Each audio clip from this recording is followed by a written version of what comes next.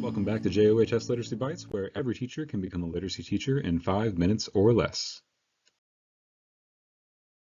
Today's topic, student prompt analysis methods.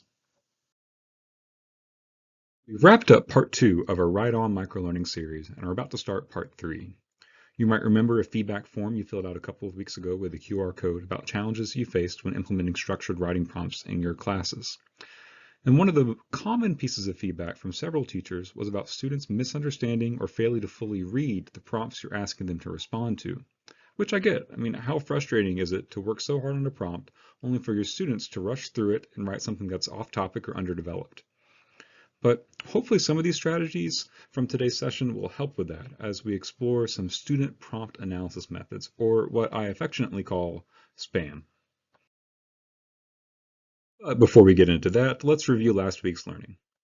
We learned that you may need to provide scaffolds to make writing prompts accessible for your EL students. All levels of English learners may benefit from explicitly teaching the format of the writing and key vocabulary in the prompt. And level 1, 2, and some level 3 English learners may benefit from creating a more direct version of the writing prompt, providing visuals, and offering synonyms. But please remember, these are not intended to be whole class accommodations. To start today, let's look at an actual writing prompt from the 10th grade ELA textbook used in metro schools. Now, the average American reads at a 7th to 8th grade level. I put this writing prompt through a few online tools, and the complex sentence structure and the number of multisyllabic words make this prompt written at about an 11th grade level. Given that, it's safe to assume that some students would need support before tackling this writing assignment. So the question is, what can you do to help students understand a complex writing prompt such as this? Do you think you would A, simplify the prompt, or B, teach strategies for students to break down the prompt?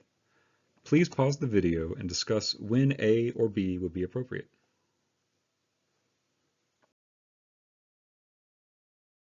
In this case, B is the better approach for the majority of students at Overton.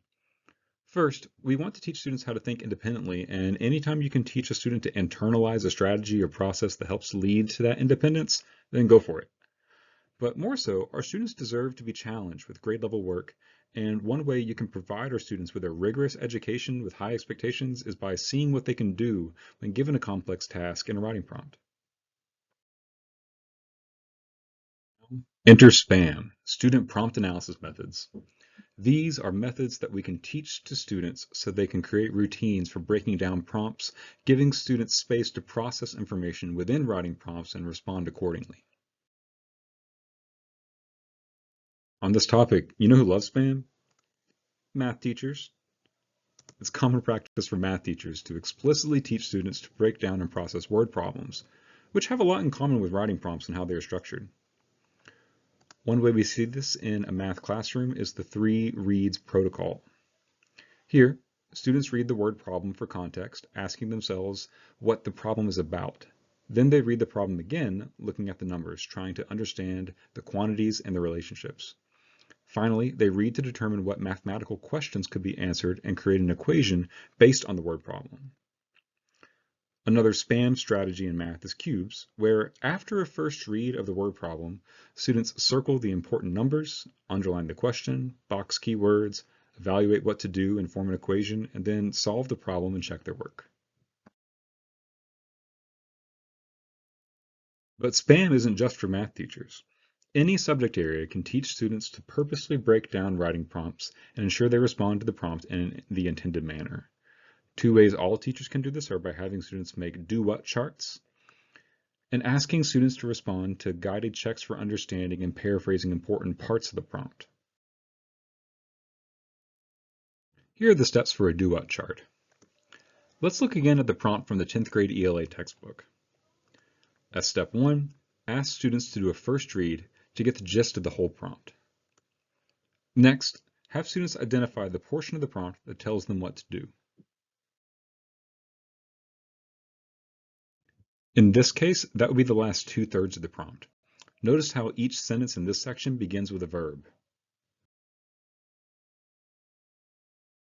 From here, students will rewrite this portion of the prompt in the form of a do-what chart. Students will first identify all the verbs in the portion of the prompt that tells them what to do. You can see all of those in green right here. Next, students will rewrite those verbs underneath the do column of their chart. What is what students are expected to do with those verbs? Here, for starters, students will write an argumentative essay and state and defend a claim responding to the assignment's main question. From here, you can do additional formative checks to ensure students understand key vocabulary and directives within the prompt. But what if you want to do something a little bit more direct than a do what chart? You could always make a brief formative activity to guide students through interpreting the writing prompt.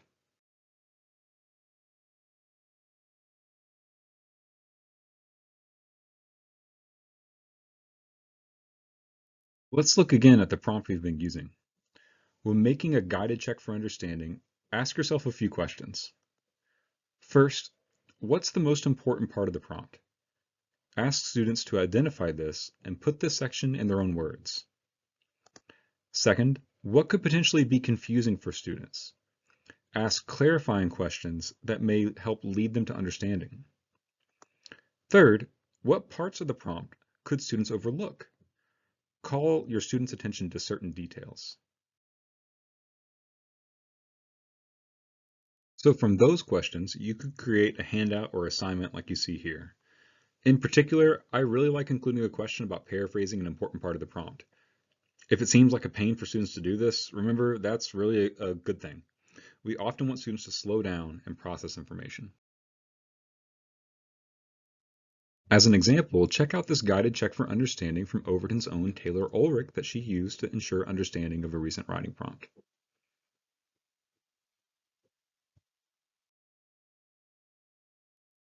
So in summary, because writing prompts typically ask students to respond to complex tasks that can be inherently difficult for students to interpret, you can teach student prompt analysis methods to get your classes to actively engage with writing prompts and respond appropriately. Math teachers use a variety of strategies such as the 3 reads protocol and cues to help students break down word problems.